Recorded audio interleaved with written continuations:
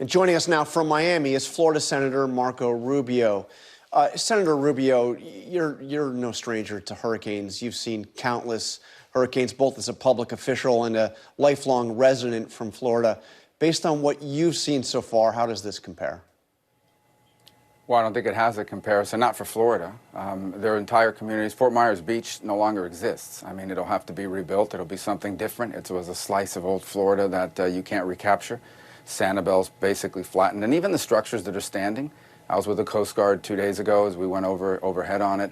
Even the structures that are standing have been damaged by water, are probably uninhabitable and will have to be raised. So, I mean, this is a character-altering event, and it'll change the character and the nature of these communities. They'll be rebuilt, but you can't rebuild something that is a slice of old Florida and bring it back. It'll be something new, but it won't be the same, and that's the most heartbreaking part about it from an economic standpoint. Obviously, the human toll is still being calculated, and that has no price. It's extraordinary, and we fear that that number will continue to rise. What are you hearing out of Sanibel? We saw the bridge destroyed. Are people getting what they need on the island?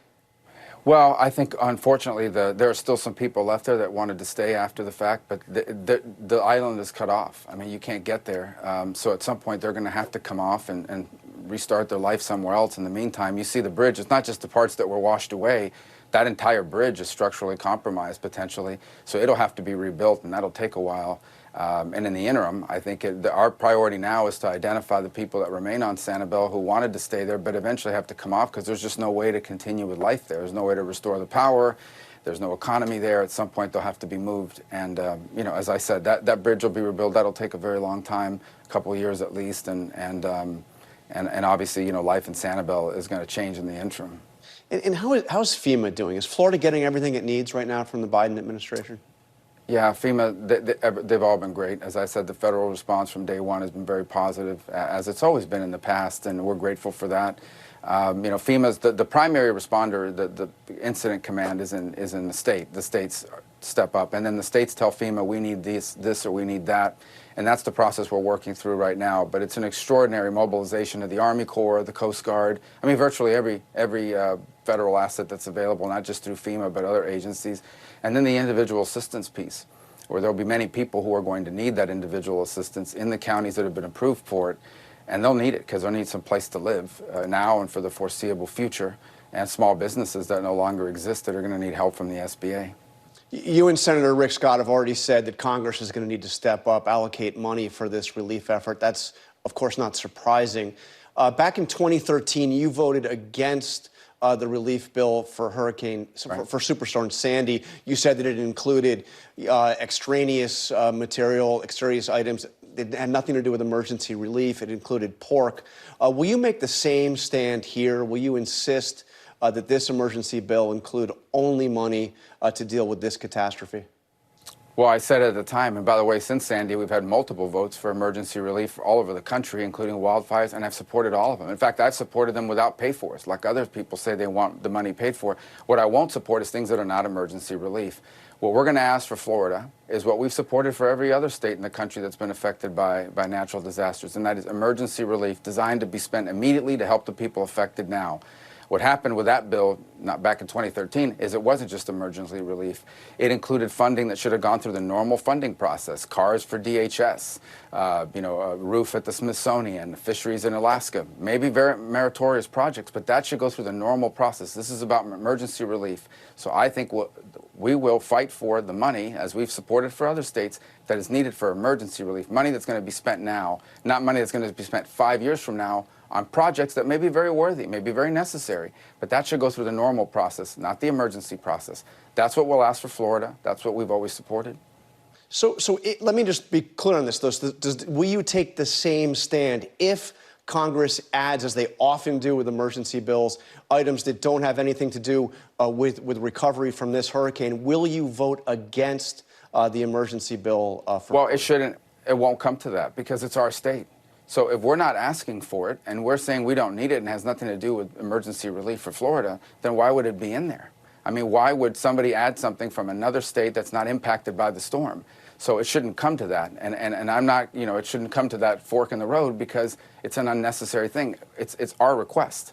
So our Right. request will look that way, and New that's what I'll ask Jersey- for my colleagues to support. New Jersey and the other states didn't request the extraneous items in that emergency bill in 2013. You voted against this. I'm just asking, would you go so far as to vote against a bill that would also help Well, your frankly, state?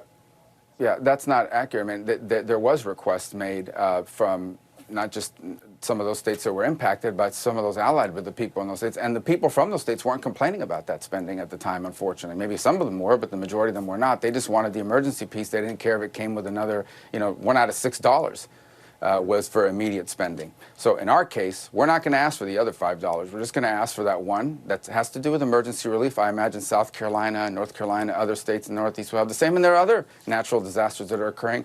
We may need to include Puerto Rico in that request if they need additional funding. So that's what we're going to focus on, and that's what we're going to push for, and that's what we're going to insist on, and we're going to be consistent on that. And Senator, before you go, you're obviously one of the top Republicans on the Foreign Relations Committee, ranking member on intelligence. I want to ask you about Ukraine. You saw Vladimir Zelensky is asking for expedited process for NATO membership for Ukraine. The administration is saying now is not the time to do that. What's your sense?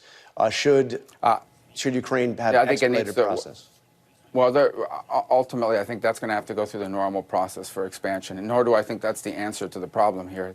I think the bigger challenge we face right now is that between now and the time all that goes down, Vladimir Putin, I think before he does some nuclear demonstration, could very well attack some NATO distribution point, because that's who he's blaming. He's blaming NATO, the U.S., our allies, for supplying Ukraine with the weaponry that's allowed Ukraine to be so effective.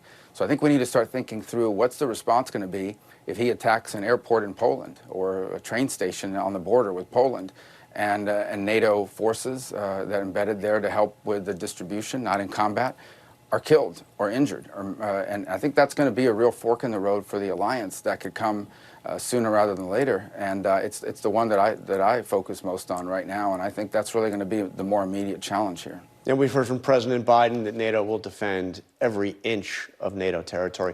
Thank you very much, Senator Rubio. Appreciate your time this morning. Thank you. Hi, everyone. George Stephanopoulos here. Thanks for checking out the ABC News YouTube channel. If you'd like to get more videos, show highlights, and watch live event coverage, click on the right over here to subscribe to our channel. And don't forget to download the ABC News app for breaking news alerts. Thanks for watching.